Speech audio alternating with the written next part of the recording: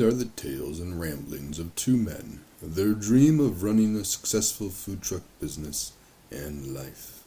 We invite you along to join Josh and Skippy on this journey. This is Monday Morning Food Truck.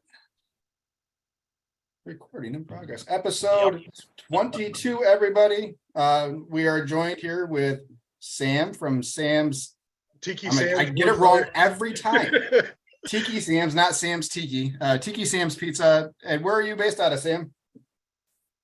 I'm in Jackson, Michigan. So it's actually Hanover, Michigan, if you want to get technical. So it's a little south of Jackson. And how long you been doing the truck? I just finished up my 6th year. Congratulations. That's a pretty good feat considering 3 of those were during pandemic. Yeah, exactly. So what was your previous life? Were you a food guy or did you come from corporate America? I came from corporate America. I was in IT. I fixed computers for 17 years. So, but that's a young man's game. I can't keep up with that anymore. And so I just bailed on all things tech.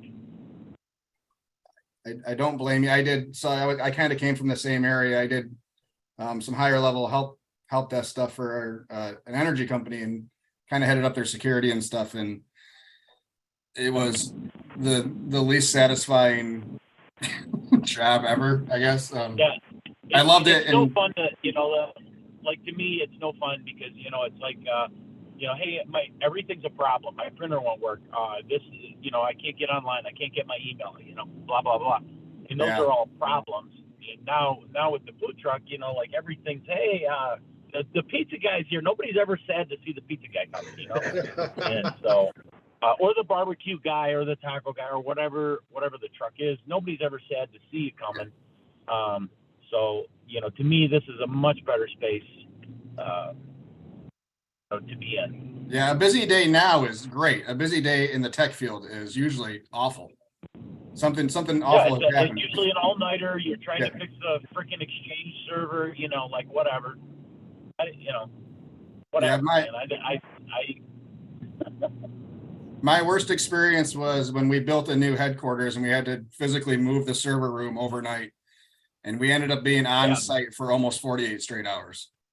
So, yeah, it was awesome. Been there, done that. When we moved into the new building, there was no furniture in that building yet. So none of the lounge furniture was there. So we were taking naps on cardboard like homeless people in the server room. It was great. Yeah. It was at that point I thought, well, maybe the money's not worth it. But, go ahead. I was gonna say, you guys are all tech guys. I'm a mortgage guy, so I have no idea what the hell you guys are talking about. So just to try to change the subject and keep this moving a little bit, you guys are reminiscing about old jobs. Do it. Keep us on track. Let's go. I've gotten to know you over the last season, and your knowledge is second to none. I think the one question I still haven't asked you is, where'd Tiki Sam's come from? Why Tiki? Why pizza? Yeah. So in my world, Bert, my look, my brand, all that stuff. You've seen that.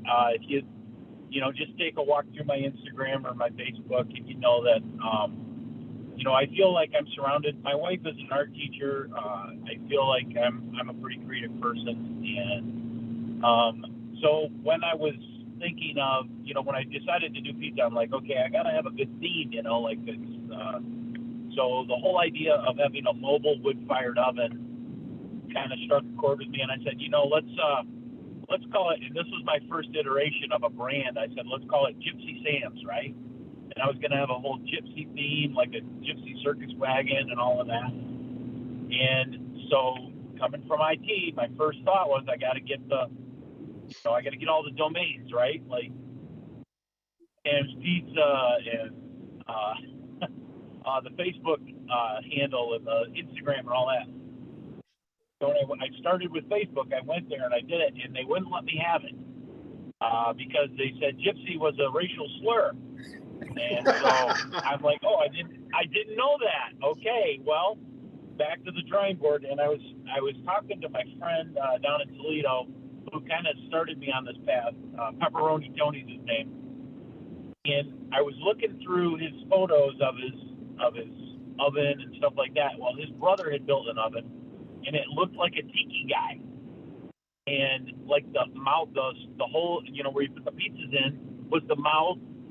And I thought, that's pretty fucking cool. I want to do a pizza oven.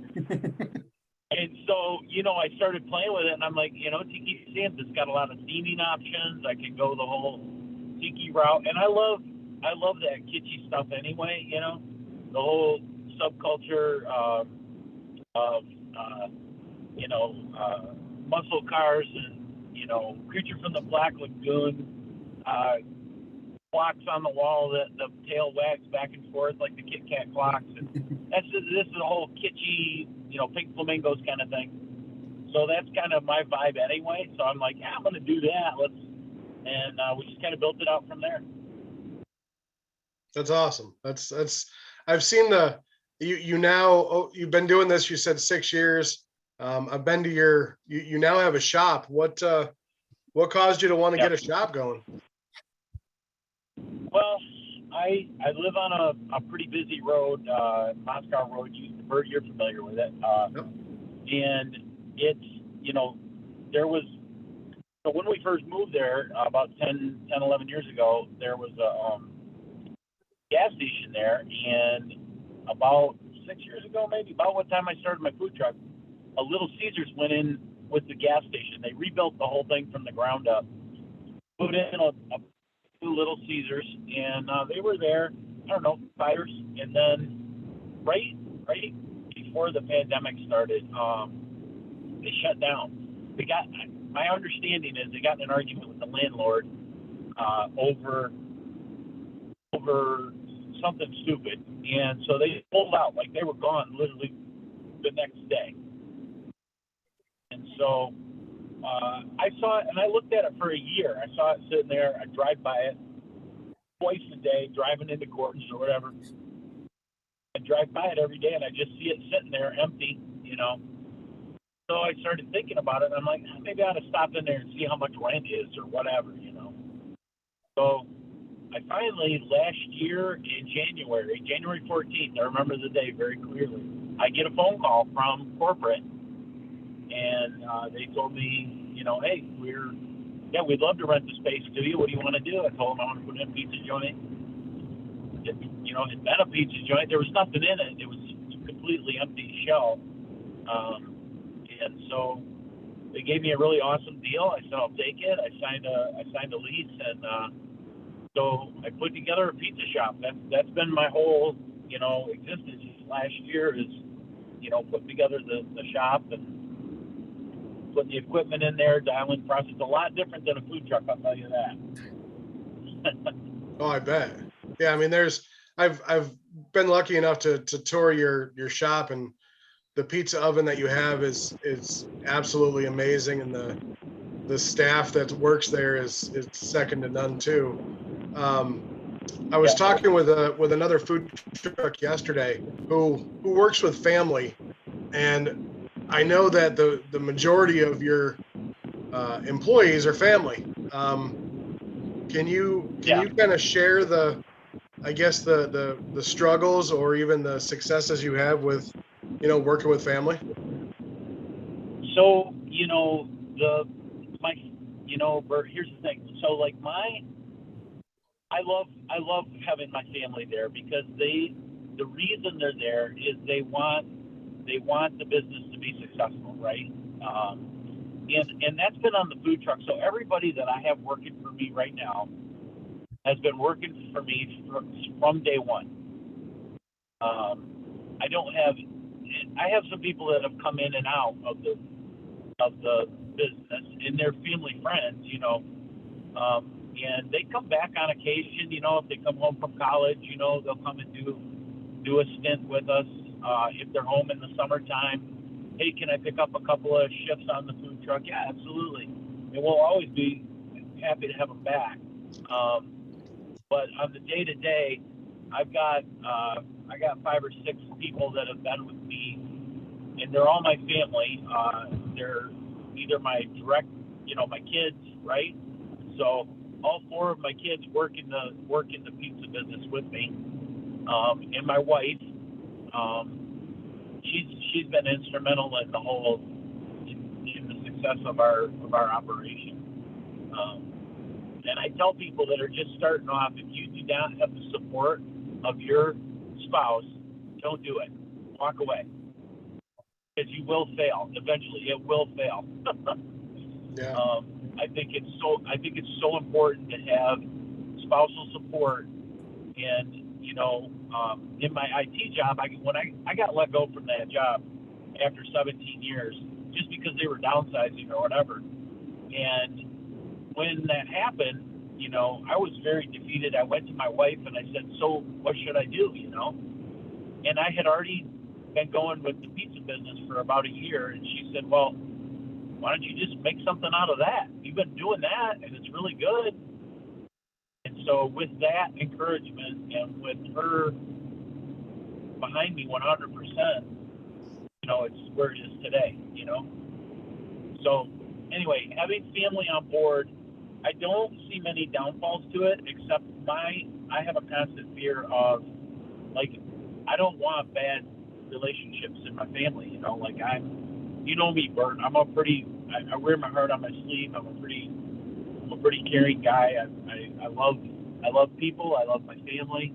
Yeah. And I don't want to fuck that up. Like that's pretty important to me, that I maintain those relationships, and because that's more important to me than anything. Absolutely. So I would give up all the pizza business to maintain relationships with my family, right? Yeah. So that's constantly on my mind, like keeping them happy, keeping them motivated, and keeping the morale up and that kind of thing. So, Have things gotten heated on the truck during service or anything where there's an awkward day the next day? Always, we're out at Meckley's, and we're, I know Bert talked a lot about Meckley's on this show, but, we're out there and we're trying to, in a 5-hour span, we're trying to crank out 200 to 250 pies. I mean, yeah, shit gets hectic, But at the end of the day, I can honestly say that we always are able to hug it out and tell each other we love you. I love you guys, and you guys did a great job today. And I tell you, if I had to go back home and see my number 2 guy on some of these days, I don't know that one of us would be alive. So for me to have a buffer for a 12-hour period. Yeah. Well, here's the thing. We really try at events, if we're at an event or if we're at a catering or something, we really try and have a good time, right? Like we more often than not, we're having a good time while we're doing it. I've always got music playing. I got stupid jokes. All my staff hate my jokes. If I hear somebody order a margarita pizza, I say, that's a pizza, not a drink, right? And then, or hey, I'm gonna need to see your ID on that. If I see an older lady ordering a margarita, I say, ma'am, we're gonna have to see your ID, please. Haha. The crew they all groan. Oh, stop it, Sam. Stop! Don't stop with them dumb jokes, But they only get cheesier from there. That's what I always tell them. Hey guys, my jokes are only cheesier. So I mean, I've been lucky enough to park next to you for a 4-day festival, and I'll tell you what, it's a party over there. I mean, you're well known around the area. You're like I said, your knowledge to me has been invaluable. I know that you and I talk a lot, and I appreciate every conversation we have. Talk a little bit about your son, if you can, because I believe, isn't he part of the United States pizza team? Yeah. So my son Max has been with me since we started, and of course he's my son. And he's really taken.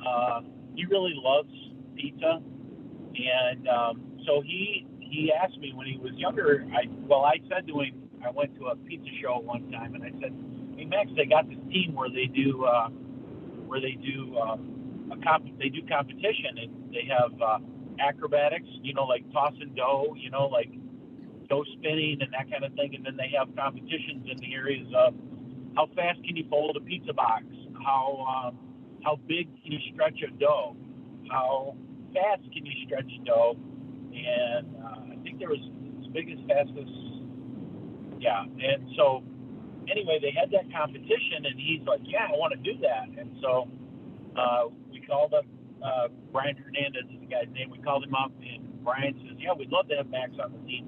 And then Max kind of took it from there. He stayed in contact with Brian.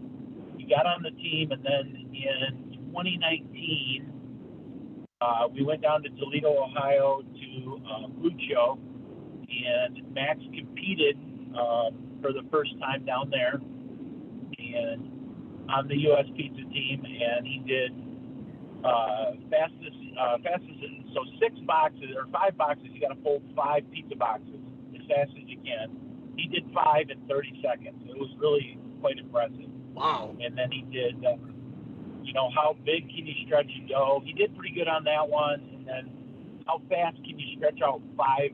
You get 5 doughs. How fast can you get them to a certain size? And he did those, and all of that was broadcast on ESPN on the Ocho, right? And so Max got quite a bit of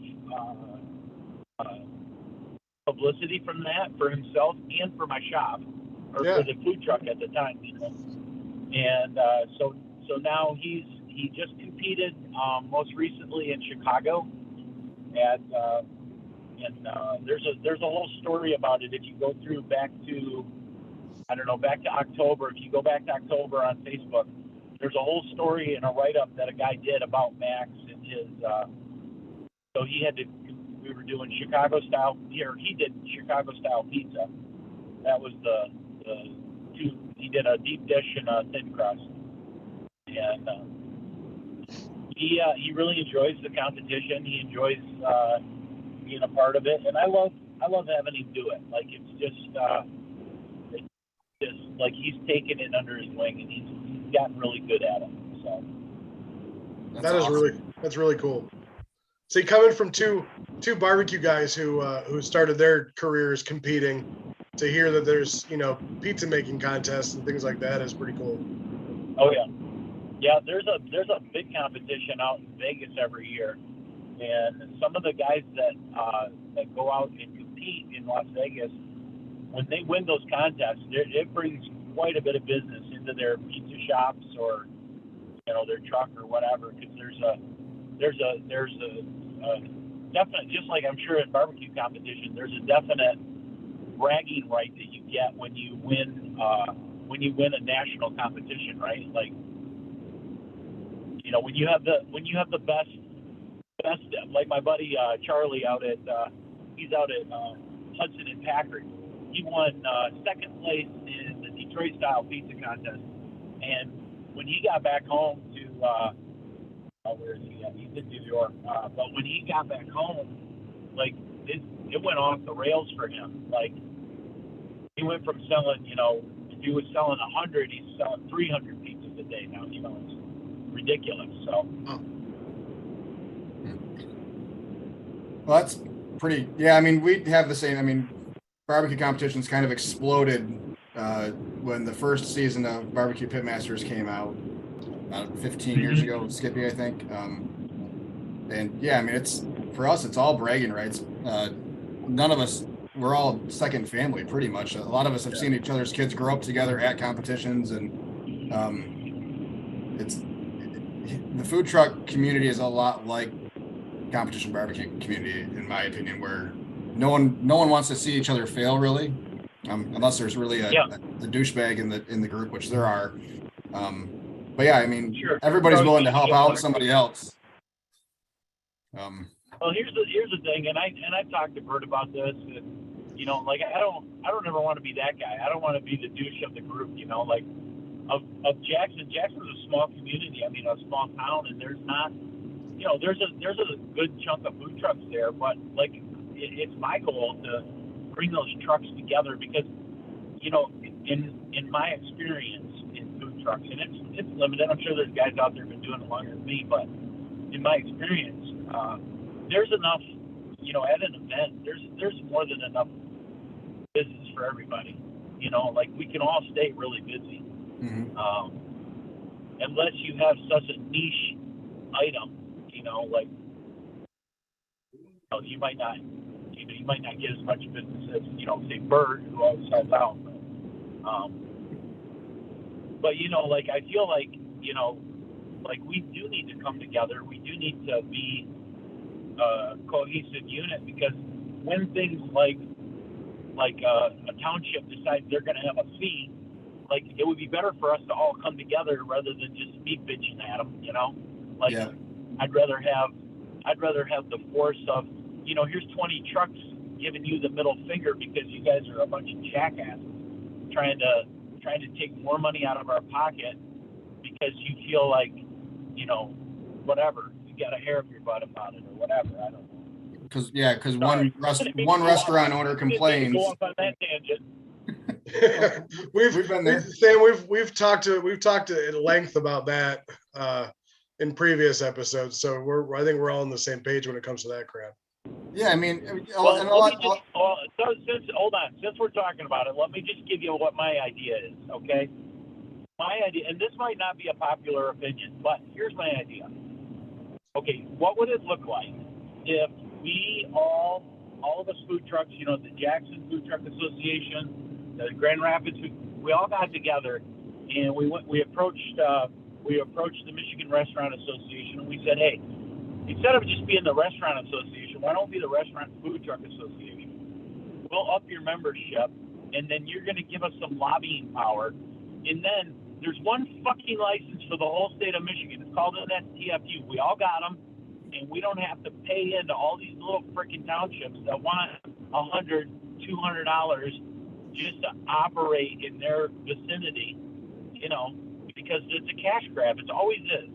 Never is it a real reason. It's just a cash grab.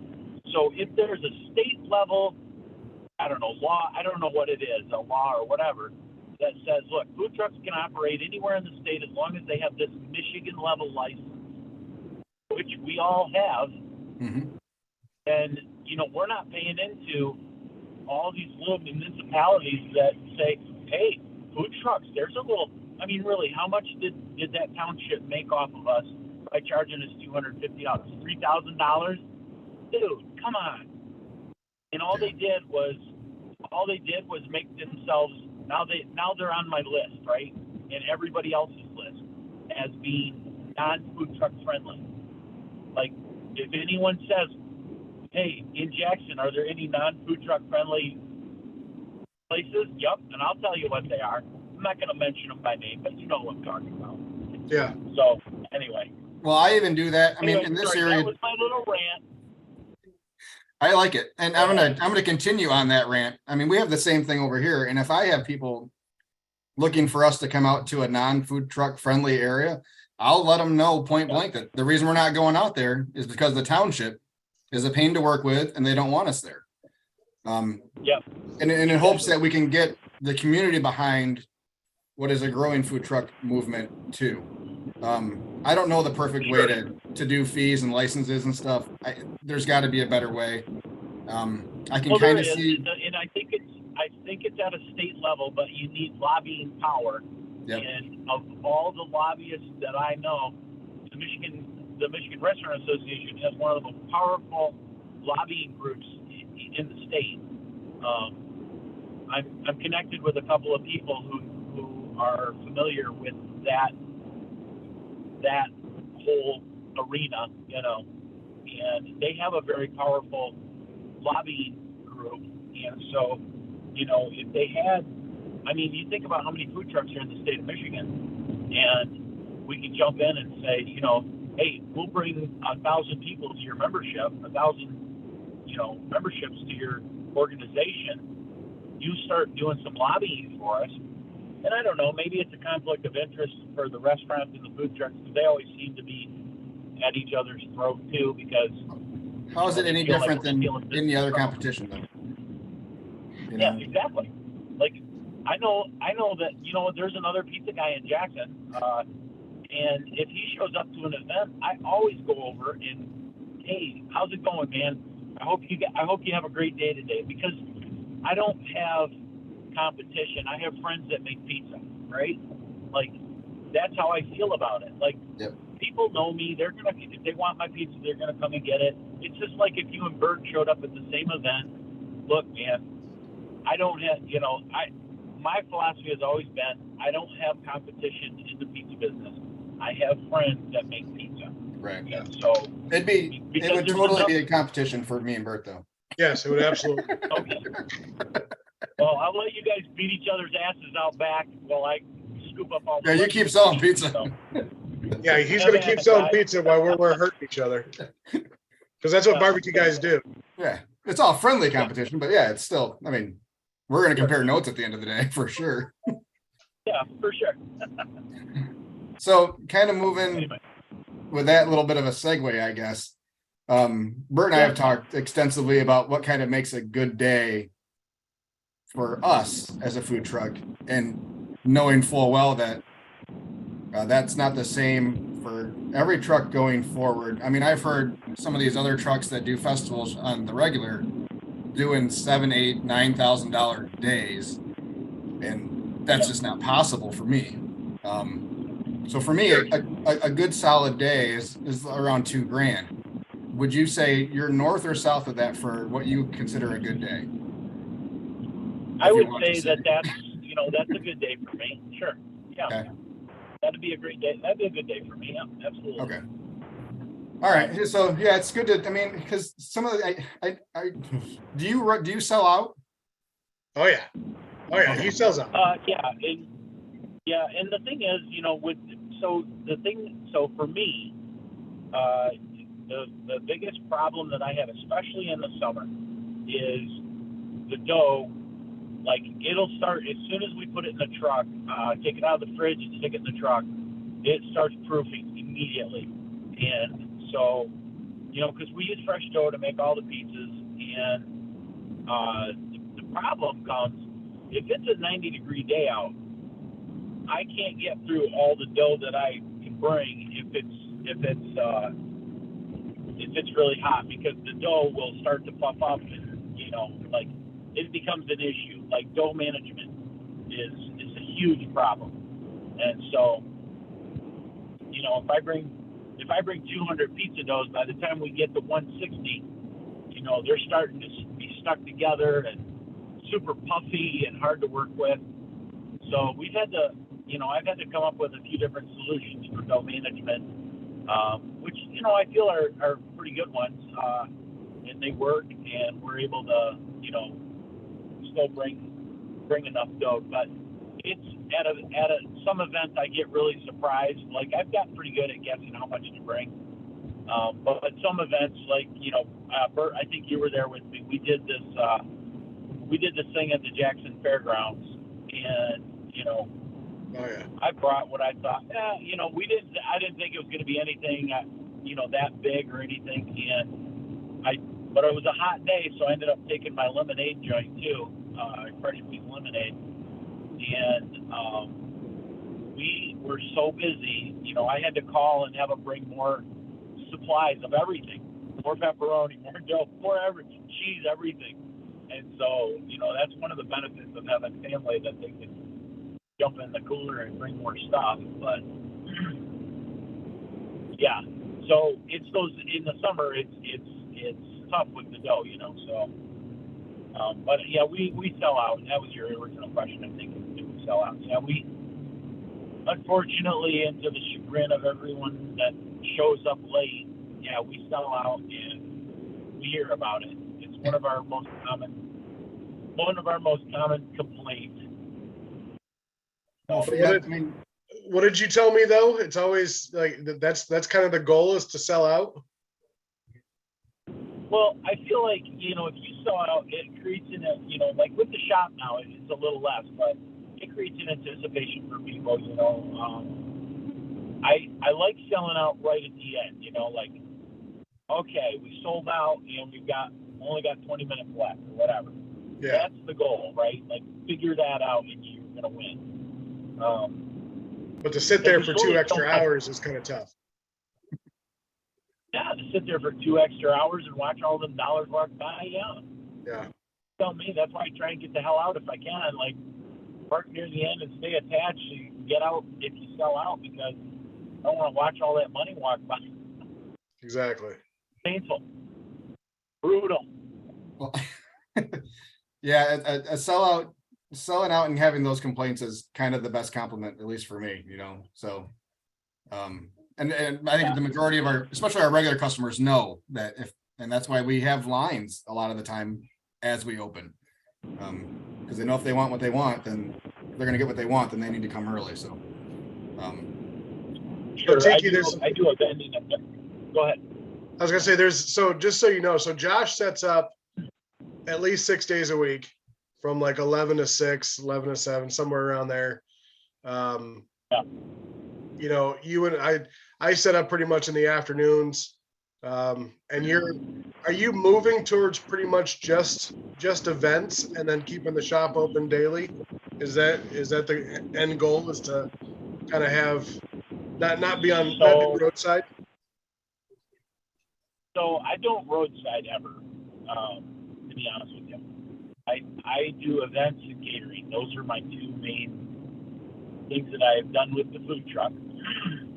Not to say I haven't roadsided before. I have done that. However, it's a really hard thing. Like I was alluding to with the dough management. That's a tough thing, right? Like,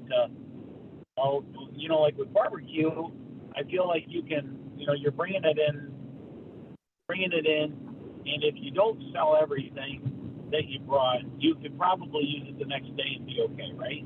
Like, maybe that's just an assumption on my part. there are a lot of trucks that do that. Okay. I'm not one of them, and Skippy's not one of them. Yeah, so. Yeah, so for me, it's hard because, like, if I don't sell what I bring, then it gets tossed. Yeah. And that could be a problem. Yeah, and it just hurts anytime you have to throw away food. Oh, bro, you know what it is. Like, you guys, as barbecue guys, because, like, shit's not cheap anymore. Like, I used to pay when I first started this, and I buy really good ingredients. Like my pepperoni is, I want to say it's $160 for 25 pounds right now, and that's not the cheap. Bacon is the most expensive thing I have right now at $8.50 a pound. When I started, that same box of pepperoni was around $80, so it's doubled in price since I started. And with food costs the way that they are, I don't have margins to just throw shit away at the end of the day if I don't sell it, right? Well, now it's a little different with the shop, because I feel like if I had stuff left, I could take it down to the shop and use it there, kind of thing. But it's that same story. You just want to. So that's the reason I don't do roadsiding a lot. Yeah. And in the summer, we're pretty booked with catering, and like the month of June, I don't do any events because all I do is catering. It's all open houses and corporate lunches, that kind of thing. Yeah. So you have a. Can you describe your trailer a little bit, like what you're currently using, and then maybe what you're going to? Sure. So my first iteration was a little tiny trailer. If you guys, I don't know if you put pictures with or anything with this, but if you go and look on my Facebook, it's at Tiki Sam's Pizza for Facebook and Instagram. You'll see my original trailer with a tiny little oven that me and my kid built in my barn, and it could do 2 pizzas at a time. And I thought I was just God tier when I built that thing. I was like, oh my God, I'm so awesome.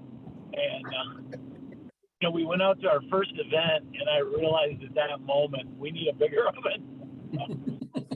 Year one, I had that tiny guy, and all my pizzas were $10. That's it. You wanted a Supreme, $10. You wanted the cheese, $10. Everything was $10. And it didn't matter. I would, and then I realized, maybe I'm not making any money here. I need to, charge more for this kind of pizza over that. Second year, I went over the winter. I went down to Elkhart, Indiana, and I met up with the trailer place down there. It's Forest River is the trailer company. Met up with their cargo division and designed a trailer and put an order in for it and had it built. That trailer had it was a 16-foot base model. I had a special door built on the back of it, not the tail end of it, but the side of it, that the oven would point out of that door. And by having it built at the factory, the framing was all like legit and everything. And I ordered an oven from California. They import them from Italy, and it came as a kit. Me and my son built that. Tony came up from Toledo and helped me put it together. So we built that. It took us about 2 months to build it because it's so big and heavy. Like it's a 4-foot interior oven, and I can cook 8 pizzas at a time in it. It's pretty, and it weighs like 3,000 pounds. The thing's so heavy. And so we build that oven in the garage, and then the trailer gets done. We get it, I go down and pick it up. We install the oven. We install the make table. Get all that stuff in there. And so the kitchen is about, I think it's 7.5 feet wide by about 10 feet. So that's the kitchen area where they stretch the dough and make the pizzas. They come out the window to me. I put them in the oven, or whoever's on oven. The stick man, we call him. The stick man cooks the pizzas, and then they get delivered to the customer. So that first trailer that I had, though, that it was cargo made. That first trailer, my wife had hand painted it. She's, like I alluded to earlier, she's an art teacher, and she makes everything I do look really good. So she did all the artwork on it, hand painted. I was in year 2 with that trailer, and I was coming home from Uncle John's Cider Mill. After a really good day, we sold out in record time up there. I was coming home. It was in September. I think it was September 9th, to be exact. And I was on Moscow Road, a mile from my house, and some lady came over the center line and missed my truck, fortunately, but plowed into the side of the trailer and just obliterated it. Like, knocked the axles right off the trailer. She hit me so hard. So she was texting or something like that. Unfortunately, she had 3 kids in the back of her car. Nobody was hurt. That was the really fortunate thing. Nobody was hurt in that accident. But my trailer was not repairable. It was not, So we were able to save the oven, fortunately. I had them tow it to my house because it was only a mile away. And then every day for the next month, I had to look at it when I walked out the door and cry all over again, right? Fortunately, I had good insurance on it. So, and this will be of interest to food truckers out there. So my insurance that I had at that time, and I still have it to this day, was for the trailer, was commercial insurance. I encourage you, if you don't have commercial insurance on your truck and trailer, please do it. It actually is cheaper for me to have my truck on commercial rather than personal, my everyday driver. And then my trailer was covered for a little over the amount that I think it was $15,000. That was because I only paid like $11,000 or $12,000 for the trailer. Then I did all the work inside it myself. So insurance covered the trailer, and then and I hear a lot of people talk shit about flip, but I had flip insurance at the time because I didn't know, like, I'm going to get flip insurance. I got flip insurance, and when that accident happened, they paid out without any problems at all. They covered the oven, the repair of the oven. They covered my make table, which the oven hit when it flipped, and so it destroyed the make table. The sink, it covered everything that got wrecked, and they covered it with no questions. They cut me a check. Here you go. So between the check that they cut me and the check that Progressive cut for me, I was able to go down, order a new trailer. So I did that in October. I went down, ordered a new trailer, and again, this was 2019, right before the pandemic, right? And so the new trailer got on order, made it on the thing, and I fixed everything I didn't like about my first trailer. I fixed it in the second trailer, and so I was able to put in like bigger axles. So I put these. I think they're 6,500 pound axles. I got 2 of those on there. They're huge. The tires alone, probably when I got to replace them, are going to be so expensive. but the I was able to. I added on 2 feet. I made the kitchen a little, so the kitchen could be a little bigger. I put fiberglass walls in it. They did down at the factory. I put the electricity exactly where I wanted it. So I had all that done through the, with the insurance money, and I got the trailer.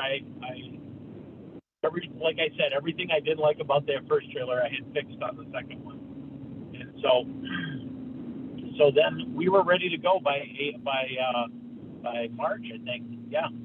So I got the new trailer from the factory.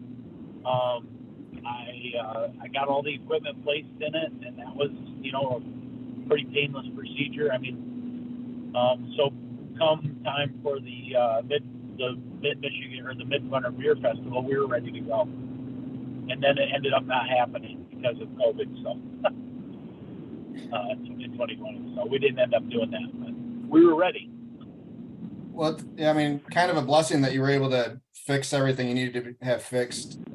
Pretty much without any out-of-pocket expense.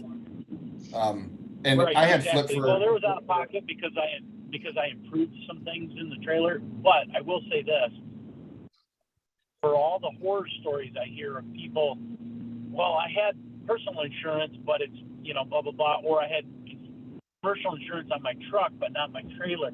Like, get the damn insurance. Don't cheap out of things you don't cheap out on. Don't cheap out on insurance. Because the day you need it, that's the day you're going to wish you hadn't cheaped out, right? So for me, my whole first year, I didn't have insurance. I had flipped for my food coverage, and that was it. Yeah. So if anything had happened to that trailer or anything, I would have been out, right?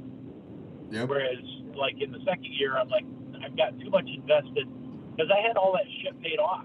Nothing, I owed on nothing, right? The trailer, everything. Mm-hmm. I had been able to pay cash for everything, and so I felt pretty good about that. That was the first time in my adult life that I felt like, wow, I'm really hitting it here.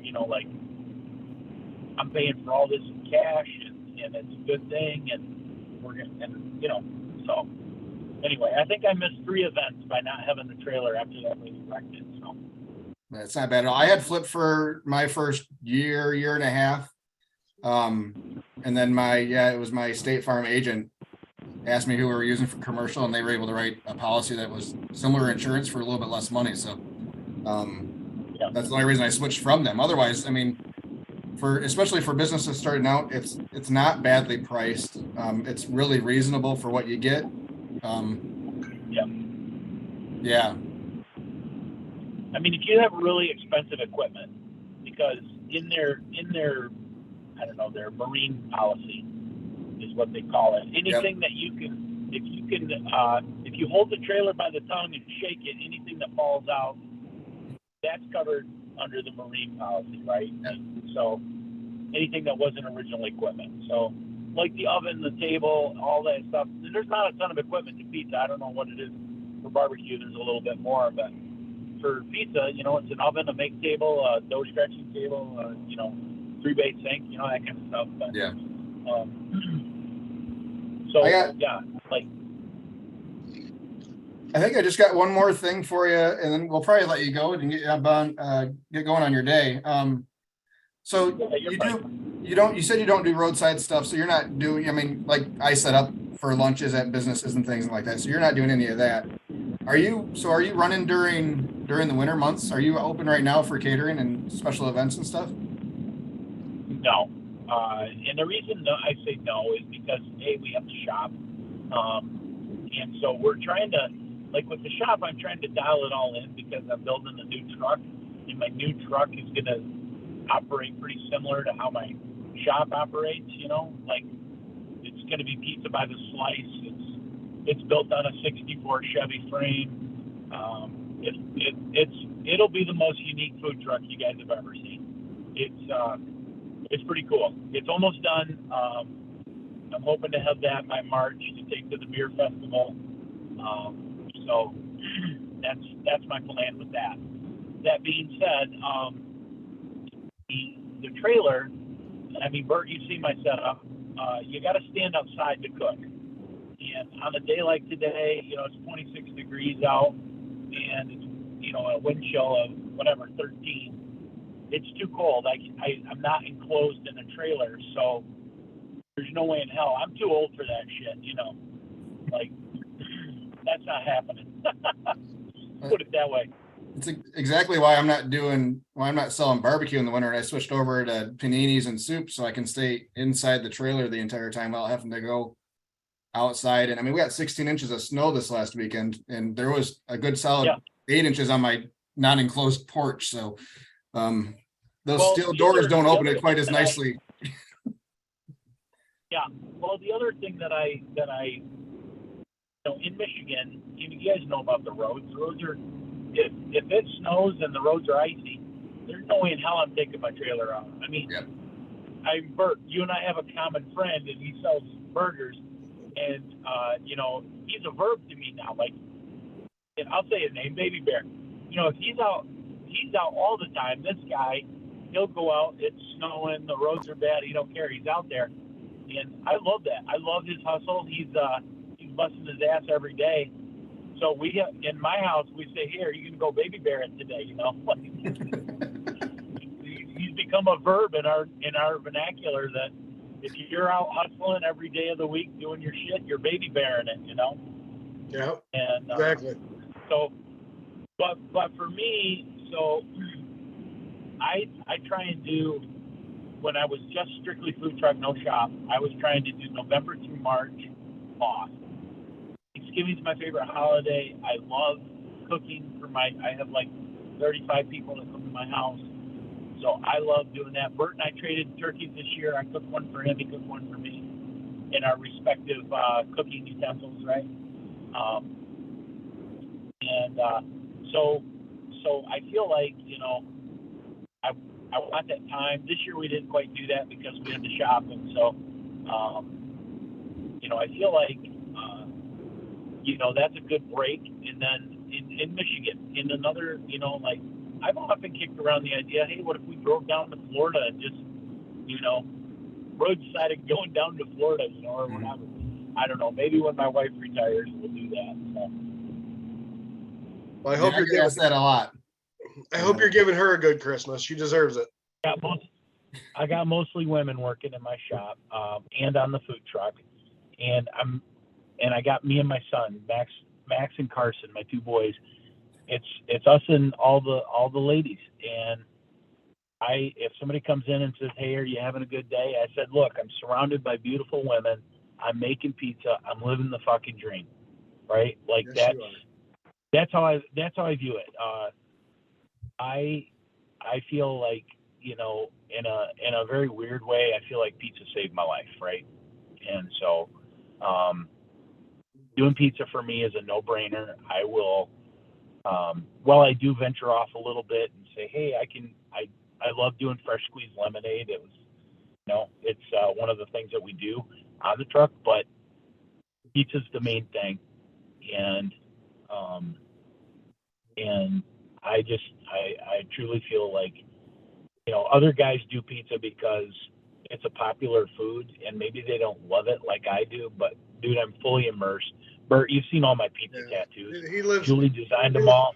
He lives and breathes pizza. I live the pizza life, just like you guys live barbecue. I know you guys do because, when it's Thanksgiving and Bert has to make a turkey, he's putting it in his smoker, like he's cooking it the way he cooks his barbecue and everything. So I don't know any other way to cook and I a do turkey. the same thing. Right. This is the thing. I'm cooking turkeys in my pizza oven, right? Like fire up the pizza oven the day before. Yeah, he did. Spatchcock. I would say you have to. Without talking about it. We didn't talk about spatchcocking, No. did we? And then No, we didn't. we both brought them, and I'm like, hey, you spatchcocked your turkey. People in the parking lot are like, well, the guys are over there talking about spatchcocking. Better steer clear. It is my favorite culinary word to throw out because no one knows what it means and it sounds completely dirty. So you did what to a turkey? Exactly. Yeah, exactly. Sam, I think it's time. I think we'll let you go. We'll let you go have fun today. I thank you for all the knowledge you've given me over this last year, and thanks for being a part of our little podcast here. And I wish you the best of luck going forward for sure. One more time, quick before you hang up on us. Where can people find you on social media?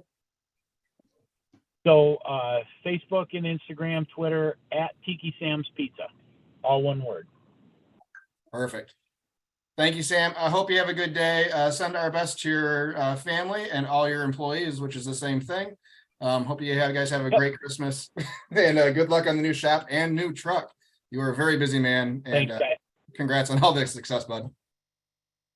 Yep. I'll talk to you guys soon. Take care. Yep. Bye-bye. You too. Bye.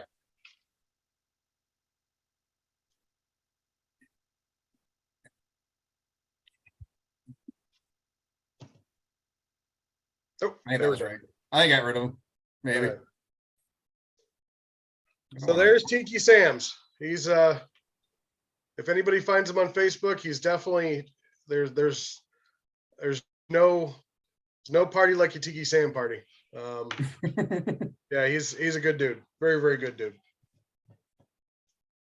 Sorry, I'm just responding to a couple texts that I've gotten from while we were on. It's always weird when people text me about listening to the podcast while we're recording a podcast. I'm like, how are you listening to this? Then I realized it's the one that was posted. So I brought up to him earlier about working with family because I was asked yesterday by one of our people or one of our listeners, loyal listeners, the tens you are, who work with family, and what's the downsides. And I like what Tiki said. He works hard to keep his family happy, but if you don't have support, you're going to fail. So I like what he said there.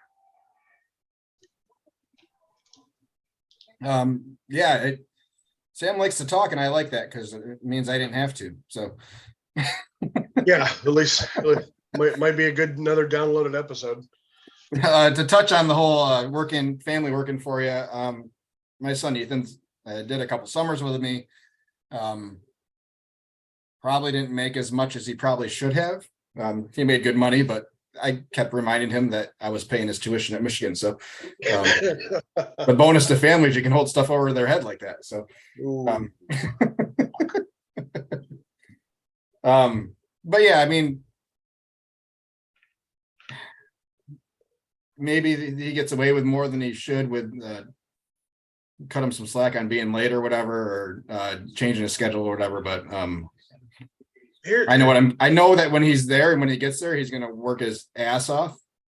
And he came from Taco Bell, which was a quick service, and they were a very quick Taco Bell and a high performing Taco Bell. So I knew what I was getting, and I knew I was going to get a high level of work from him. So if you can get them, they're great. And if you can depend on them, and yeah, I mean, we've definitely had some heated moments on the truck to where if it was an all family truck, there could be some awkward moments the next day or at Christmas or some anger management books being exchanged for Christmas. I'm not sure how Chris puts up with me, but yeah, I mean, it's the same thing.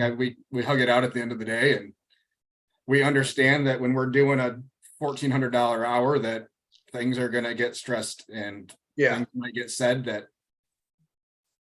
not that we don't necessarily mean, but in a tone that isn't what it should be. Yeah, I think my wife and I, she supports me, and I'm eternally grateful for that. But we've come to the decision that the only time I will ask her to work with me is if there's nobody else left on earth. She's very good at what she does, but she's also her and I styles don't match when I'm supposed to be the boss. But yeah, I think as long as true. You can't be the boss at home, and you can't be the boss of your own damn truck. God. No, it's horrible. And yeah, we'll leave it at that. I think I'm happy that Sam gets to work with his family all the time. One thing he didn't mention is one of his employees is his sister, who actually drives almost 40 minutes a day just to work with him. Just because of, I think, the way I see him and his whole staff work is they all are about his brand and they live his brand. I mean, if there's videos on Facebook and y'all can go see them, but I mean, he does have music blaring, and he's got people that, he has a little megaphone that he yells people's orders out, and I want one bad. Just like a karaoke speaker with a microphone. Harbor Freight.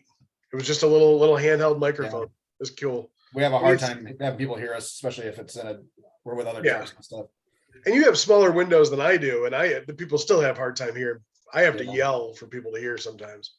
But I think the way his family works is everybody does their part, and I love the fact that everybody knows how to do everything there. And yeah, I think he's definitely successful. He's one of the top 3 in our Jackson little food truck.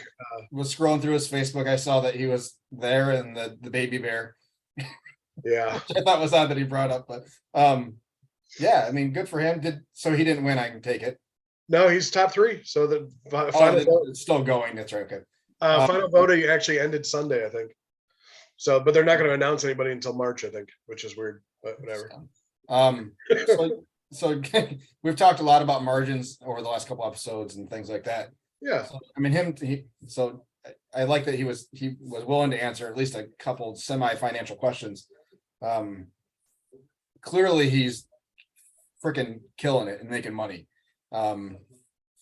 He bought a shop, so he's brick and mortar is coming, and another truck.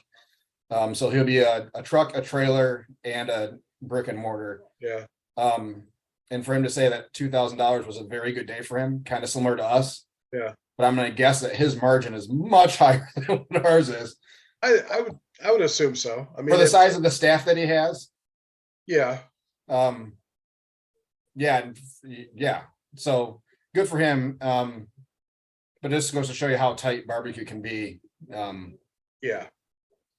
Yeah. I mean, we I joke get some flour and water added into some doughs, I think.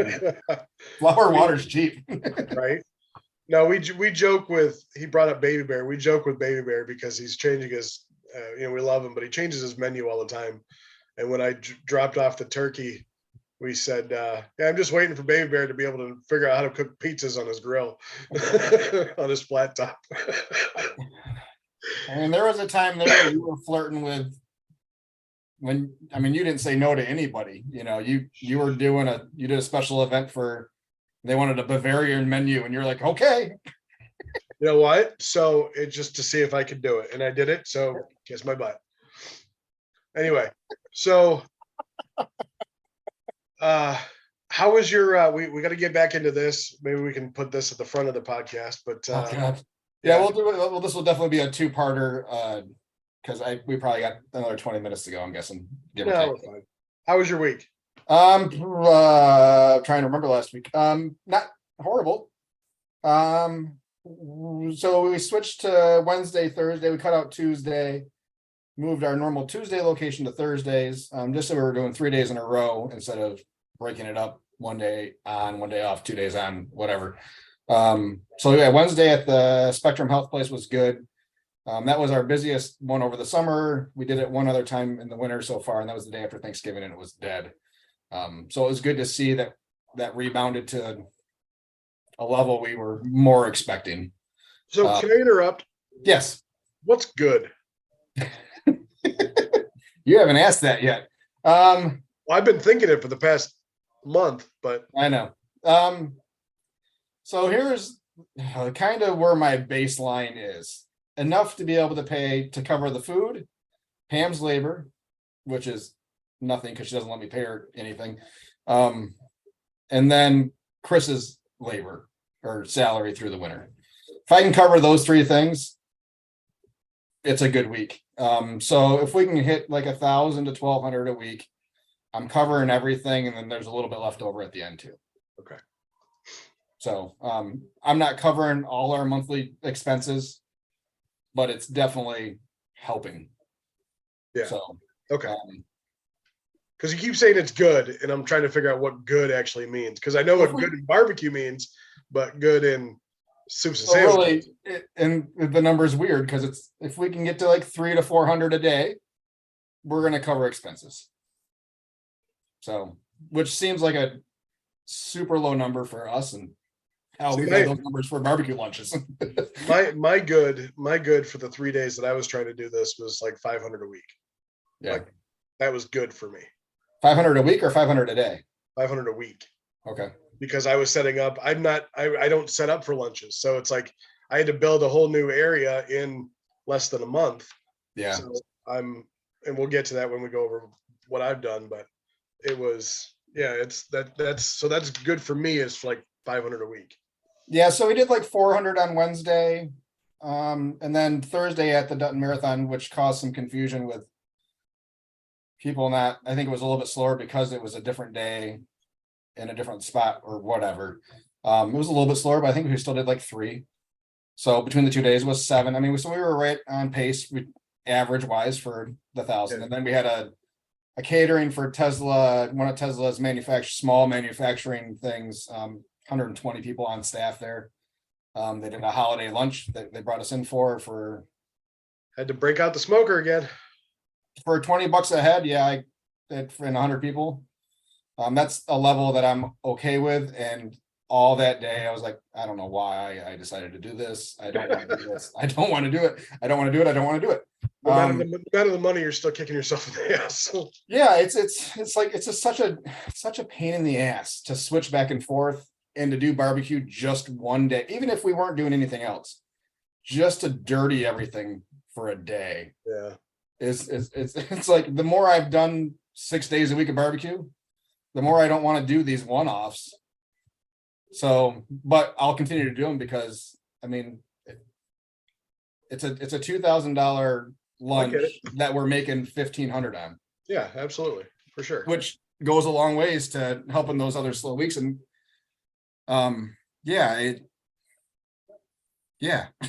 it's I get it for sure. It's hard to turn down, but you know what? The trailer is still a mess. And after I got done with it, it's like I got like 5 days before we're open again, so I can take my time on cleaning this mess up. And then I walked in while we were in the middle of our blizzard, just to make sure everything was still running inside. The heater was running and stuff because I had a GFI trip on my Christmas lights. So I just want to make sure everything else was good. And I walk in, I was like, oh fuck. I didn't clean this mess up yet. So so the downside of having 5 days off after you just kind of let things sit probably longer than they should. So but yeah, it is what it is. I'm not judging you. Yeah. Nothing tripped on the trailer, which is good news. Everything is hunky-dory in there. And just the Christmas light, one of the plugs got wet, and so I had to try to let that dry out in 30-degree snowing weather. For sure. They're all back on, which is the important thing. But yeah, it was 64 in the trailer this morning when I went out there. So we're hanging out right there, and the 3-bay sinks are warm because I got that other heater blowing right underneath that cabinet. So yeah, everything's kind of holding where it's supposed to be. we're going to do one day this week on Wednesday. And then that's going to be it for us. I think for the year, we're going to take next week off. Kind of reset. Wasn't expecting a whole lot out of business anyways, just with people being off. And lots of vacations happening. So, and be able to spend some time with family. And looks like we have the weather for winter activities, and some of the local small ski hills that do tubing and stuff are going to be open earlier than they have been the last 5 years at least. So, yeah, looking forward to doing some of that stuff and kind of relaxing a little bit. But yeah, I mean, other than that, I mean, we've been hitting. They're talking about having us come out for a lunch or two a month. Just to set up in their area. There's like 6 other businesses, including a business, Train, who we've done 2 catered events for and got probably 15 regular customers off of those catered events that come to us at least once a week. So being in that little business park area would be a good lunch for us. And then, yeah, we're taking requests for quotes left and right. And then it is now apparently application season for vending right now, because my email is blowing up and I can't keep up on what's what. You had sent me the one that GR Foodie Fest, whatever, that they're doing 3 events. Are you gonna gonna check out the one in Calhoun? Yeah, I already signed up for that one. 600, is it? It's $600 for the 3 days, is that right? Because it's $100 deposit and then $500 for the. No, the one for Calhoun is $275 and it's one day. Well, I guess mine's 11, 11 to 8. Yeah, so ours is 3 days, 11 to. Yeah, 11 to 8, 11 to 11, and then 11 to 6. Yeah, I saw that one. That's going to be a lot. Yeah, that'll be a lot. My staff will love it, and I will be at home drinking adult beverages and lighting fireworks on Saturday. So they'll be well taken care of for that. So enough about you. Yeah, my week. No one cares. I don't either. I went to urgent care on Tuesday. They told me I had bronchitis, gave me some medication. Basically stayed home until Friday. Went out from 11 to 4. It was like, what I send you $300 somewhere on there. I had the same lady come back twice. She came back for herself or stopped for herself originally, then went and picked up her kids and stopped and get dinner for her kids. So I thought that was pretty cool. I've got regulars that are coming back to the same spot. So I think this spot's going to be good for the spring. As I'm done for the rest of the year. I went to a little holiday market on Saturday. It was slow in the middle of nowhere, and I felt so bad for all the vendors because they literally had 12 people through the door, and most of the vendors came out to me to get food. So I think I made more than everybody. It was a couple $100. And then yesterday, drove an hour and 20 minutes to West Bloomfield to do a little community event. Got to meet Santa. Santa said I've been a good boy all year. I said that's been debatable, but I was able to take a picture with him after he got his brisket because Santa knows where to get the brisket from. And I got to hear Carol of the Bells, which is my favorite Christmas song, twice. It was freezing cold, and I'm going to sit home for the next 3 months. Well, if I do, I'm going to probably try to get some caterings. I'm probably going to drop off some flyers at local businesses just with our packages and let them know that we're available for holiday parties and stuff of that nature. A thought for you. Oh, I like thoughts. And for me too. And I thought about it for the last couple of years, is sending out a holiday / thank you card to all of our location. Yeah. Your Santa picture would be perfect for it. Just get them on a postcard and send them out, and just a thank you for having us this year. And, just to keep you at the top of mind for anything going forward. Yeah. I like that idea. I didn't get to it this year either, but it's something that's always, when I'm doing our personal Christmas cards, like, really should send out something to, and I could just do our normal Christmas cards and send them, but they don't know who you are. Yeah, I know. I know. Who are all these kids? Did he hire some? He hire some little people? Child labor laws don't take in for family, which is the best reason to hire family. So yeah, just a thought for you. I think that would be good for all food trucks to do.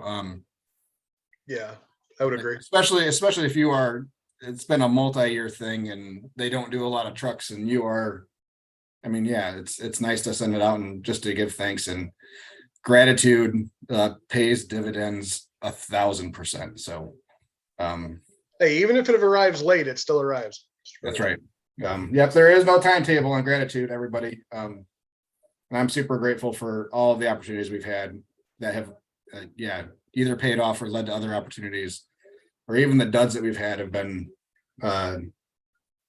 learning experiences. So everything is fruitful if you look at it the right way. So Absolutely. It's been a good year. I'm hoping next week we can dive a little bit deeper into our stuff for your end of year stuff. It might have to wait another week. I don't know. I'm going to be doing some secretarial stuff here shortly. This week is pretty busy for me. I just got a text last night from my ex saying that she and her significant other both tested for COVID positive yesterday. After they just held a family Christmas for her side of the family. So I'm picking my daughter up who tested negative in about 2 hours now. But it's just the flu. There's no COVID anymore. Yeah. So yeah, I'm picking up my daughter to kind of shield her from that. Hopefully she still tests negative in another 2 days before we expose the entire side of my family. Yay. The gift that keeps on giving. I love COVID.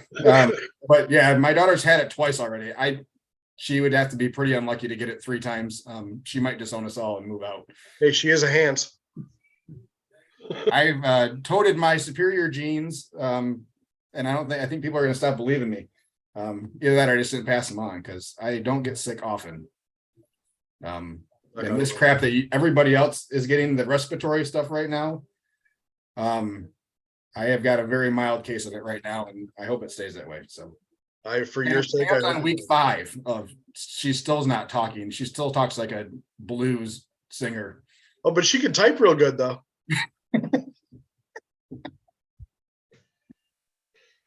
All right, I think it's time to say goodbye. Well, fine then. One quick thing more. The message I got, Chad Urbanovic, I think it was him. Yes. Was listening to the podcast. Thought that I said that I'd have to spend thousands to set up another 50 amp for the house because I'd have to upgrade my service from a 100 to 200 amp service. Yeah. So he asked if I thought about setting up a separate electric hookup for a different meter. Yes, I did. And it would cost me more because they would have to run a secondary line from the street to the meter, which is how that works. Which would cost more for them to do that. Since it's all buried, I'd rather not go through that. To upgrade the panel shouldn't be too bad. I probably am exaggerating hugely on the thousands of dollars, but not only you only have a 100 amp panel. Yeah, I'm surprised. I figured new constructions would at least have it. Like I have an older house and mine's a 200 amp panel. It was probably upgraded before you bought it. Maybe. Would be my guess. I'll double check, but I'm pretty sure it's only a 100 amp panel. Maybe it is a 200 amp panel. I thought 200 amp was close to being standard. Yeah, maybe. Either way, it's so much more electrical. Comfortable putting another 50 amp that's running on it. So yeah, maybe I do have to go to a separate panel, which will be awesome because with that comes the extra meter fees and service charges on a separate bill. Don't need money. They print it every day. And since my dad, who works for Great Lakes, not Great, oh my gosh, Midwest Energy. Wow. Freudian slip. He worked there for like 100 years. isn't listening to this podcast at all, I can say that the electric companies rob us blind with all their fees that don't need to be paid. I shouldn't have to pay an electric bill if I don't use any electricity. And he would say, I'll happily come out and disconnect you. Happily. He said, you're paying for the opportunity to have it whenever you want. Yes, sir. So yeah, stop bitching about your electric rates, everybody. You can bitch about natural gas though. Yeah, you go ahead. Okay. All right, that sounds good. I guess we'll wrap it up. Maybe you got things to do. I got things to do. Thank you everybody for listening. Episode 22 it comes to a close. Thanks again to Sam from Tiki Sam's. Wood-fired pizza. Wood-fired pizza. Every time I typed it in Facebook, it was Sam's Tiki too. I couldn't get it right in my freaking head. So Tiki Sam's out of Jackson. Really appreciate him coming on and giving us a different perspective on everything. And you hanging out with him now makes sense to me why you were pushing so hard to look at property. I know. Whatever. But yeah, thanks everybody. We hope you all have a Merry Christmas, because that will have already passed by the time this episode gets posted. So we'll see you on the other side of Christmas. Enjoy all your holidays. Be safe. If you're on the west side of Michigan, be ready for the snow again. Another 12 to 18, I think is what they said, for the lakeshore. So bundle up. Have a good one, guys. Talk to you soon. Guys.